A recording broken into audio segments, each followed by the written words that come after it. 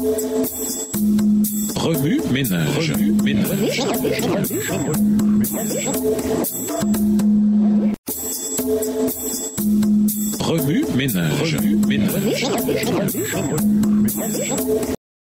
Bienvenue dans votre émission Remue ménage. Nous voilà à la leçon de jeudi, de faux miracles. S'impliquer. Les magiciens n'avaient pas réellement changé leur bâton en serpent. Grâce à la magie, un des instruments du grand séducteur, ils en avaient seulement produit l'illusion. Quoiqu'en possession de toute l'intelligence et de toute la puissance de ange déchu, le prince du mal n'a pas le pouvoir de crier. Seul Dieu peut donner la vie. Changer les bâtons en serpent était au-dessus de sa force. Une contrefaçon, voilà tout ce qu'il pouvait faire. Mais comme les faux serpents ressemblaient parfaitement à celui de Moïse, le pharaon crut, avec ses courtisans, que les bâtons avaient été changés en serpents. Et lorsque le serpent de Moïse engloutit ceux des magiciens, le roi, au lieu de l'attribuer à la puissance divine, il vit simplement une magie supérieure à celle de ses sorciers. Satan avait fourni au monarque le prétexte désiré pour résister à l'injonction de Jéhovah et récuser les miracles qu'il avait accomplis par Moïse. Il avait laissé paraître aux Égyptiens que ses deux frères n'étaient que des enchanteurs et que le message qu'ils apportaient ne pouvait prétendre au respect dû aux ordres d'un être supérieur. La contrefaçon de Satan atteignait donc son but, confirmer les Égyptiens dans leur rébellion et encourager le pharaon à endurcir son cœur. Il espérait également ébranler la confiance de Moïse et d'Aaron en la divine origine de leur mission et faire échouer ainsi l'émancipation des enfants d'Israël. Le prince du mal avait encore un but plus profond en faisant simuler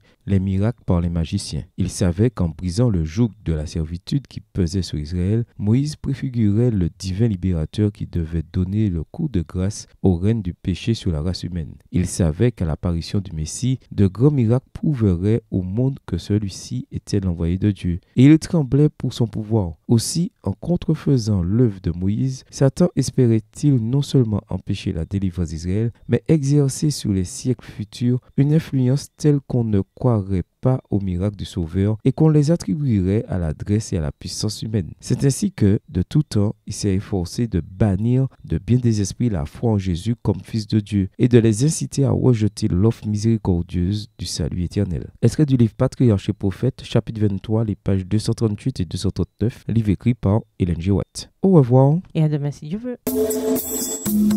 Remue ménage. Remue ménage.